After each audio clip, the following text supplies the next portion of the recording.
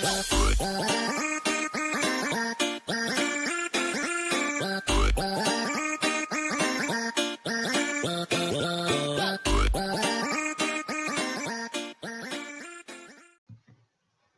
guys, welcome back to Vanellope's Corner. It's day 3 of the October Spooktacular, I think.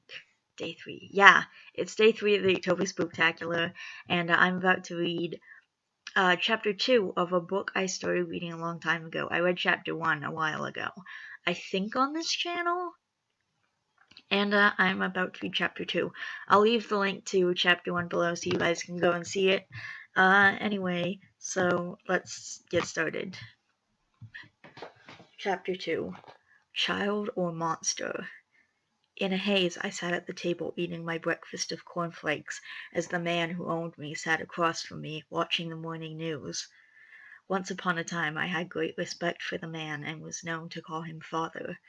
Of course, that was before I learned he was a liar, a cheater, a deceiver, a heartbreaker, and probably the reason my mother lost her battle with breast cancer.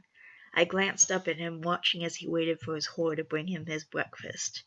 His black hair was graying around the sides, and his blue eyes had worry lines around them. The man only cared about himself, but when you put him in front of his peers, he would pretend to be the world's greatest father. I would love to put him in the hot seat, to place a gun in his lap and ask him what would he do. I would love to take the man to the funhouse, but I knew already. He would kill both of them before Mr. Reaper even stated the rules. I'm a shark, Skylar. The very words he's told me before. It was the motto that he lived by. If you want to survive in this world, you had better be a shark. It was true that sharks are deadly, but they are stupid as well. I'd much rather be death, because not even a shark can escape death. Look at this shit, the man said as he turned up the news. They were showing the picture of a missing woman, and I suppressed a smile when I noticed that it was Laura whose picture they were showing. Her husband was on the TV crying, begging for her to come home or be returned. The police was urging anyone who saw her to call and give information. Seeing Laura just made me remember that I had to clean out the trash in the funhouse and set up for the next game. There were 3 more deserving playmates to be had, 3 more tainted souls to be taken, and the question to ask once more: would you kill to save your life? What time did you get in last night? The man asked me, and I pulled my eyes from the grieving husband on the television to look at him. Late. I gave him a one-word answer. Just as I gave his answer, his slutty bimbo came in with his plate of food. The new tits that he bought her were bursting out of her top. She gave new meaning to the words dumb blonde. That woman was the butt end of every blonde joke one could think of. Her green eyes found their way over to me, and she smiled. Sky? That woman kept calling me by my nickname as if we were friends, as if she had earned the right. You always eat cereal. You should try a warm breakfast for once, she said, and I did my best not to frown my face at the thought of eating anything that she cooked. Maybe the man had to choke down her disgusting food because he fucks her, but I don't. I stood up, and the man looked at me. When will you be home? He asked, and I shrugged my shoulders at him. Late, I answered as I left my house, getting in my car and heading up for school. Mr. Brown, 3rd period English teacher, single, no kids, no parents, one sister that lives out of state, and addicted to gambling. Mr. Brown has racked up over $60,000 in debt, and now the loan sharks were coming for him. I wrote his name down in my notepad with a question mark next to it. How would a man with nothing left to lose play the game? Would he play the game even harder to hold on to the one thing he had left? Or, much like Luke, would he give up everything for a stranger? Sky, a soft voice said, and I turned around to see the girl of my dreams sitting behind me. Big, pretty, honey brown eyes look out from long eyelashes, long, curly, chocolate brown hair, smooth, flawless skin, big boobs, and a tight body. Alyssa Jacobs was the girl that every boy at this school had a hard-on for. I've only wanted her since I was in 6th grade, and I never even knew that she knew my name. I never even guessed that she knew I existed at all. Plus, she didn't say my name. She said my nickname, a sign that she knew me. Those perfect pink lips uttered Sky, as if saying it was second nature to her. Yes, I answered, keeping my cool, playing it smooth, and doing my best to control my drooling. She passed me a note that was folded and my chest tightened. What was this? A love letter, maybe? A confession of love to me? A letter that she had always wanted to make, but had never had the courage? My heart skipped a beat when I unfolded the note and looked at the small girlish neat writing that was on the page. It was like a knife to my soul when I read the words she had there.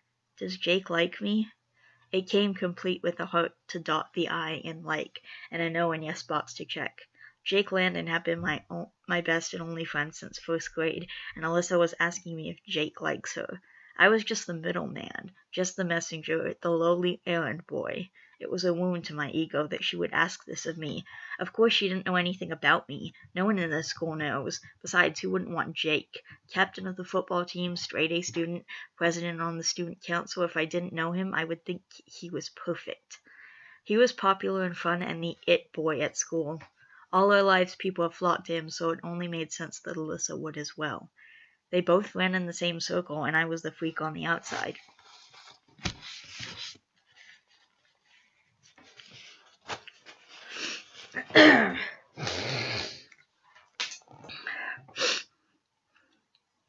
The bell rang, freeing me, and I took off before Alyssa could say anything.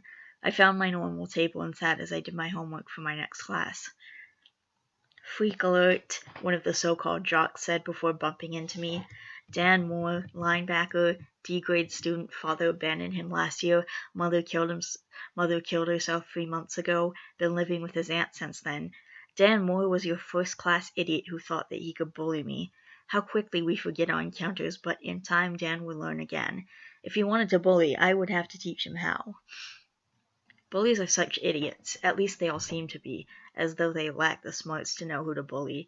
Dan should remember that there is a very good reason for why the people in this school leave me alone. I could be a bully too if I wanted. We all know that bullies have the ability to kill. All of that pent-up rage inside of Dan is just waiting to release itself. So the question was, would Dan kill to stay alive? I put a star next to Dan's name. I wanted him for my next game. Sky, Jake said as he sat down across from me. I looked at my friend of 12 years. We were an odd pair, Jake, light-hearted and fun, and have been since the first day we met in the sandbox. Well, over the years I became twisted and dark. I passed him the note Alyssa gave me as I watched him. His eyes ran over the one line on the page, and then he smiled, then laughed as he checked the no box. How can you not like her? She's Alyssa Jacobs, I said, and he rubbed the apple he had on his tray off on his shirt before he passed it over to me. I just stared at him, not one to give up when I wanted to know something. I like to study people, and for the years that I've known Jake, I still don't understand anything about him. Alyssa is a girl. I only date women, he said, and pointed to Mrs. Bell, the Spanish 3 teacher. Remember that rumor that said she gives the best blowjobs ever? Jake said, and I vaguely recalled the boys at school whispering about it around the bathroom. I was too busy setting up the funhouse to have paid much mind to it, but I still nodded my head so that Jake could go on with his story. He got that crooked smile that he has when he thinks he's done something great. Well, it's true, he says. You fucked her? I hissed, looking at my friend and then the teacher. Or hardly counts. Damn, Sky, if you got laid once in a while, you would know that. How long has it been since Dawn and you broke up? It was some time ago, at least 3 games ago. I wasn't sure because, as Dawn put it, I was hardly there during the relationship. A few dates here and there, then it was the meaningless sex in her house or mine, and then nothing at all. What are you doing tonight? Jake asked me. Nothing, I answered absently.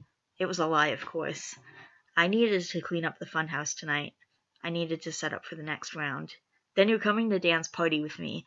You're going to get laid and be a normal kid for once in your life, Jake said, and his eyes slid over to me. But Jake was stubborn, and it was easier to give in to him than to fight him. I sighed and nodded.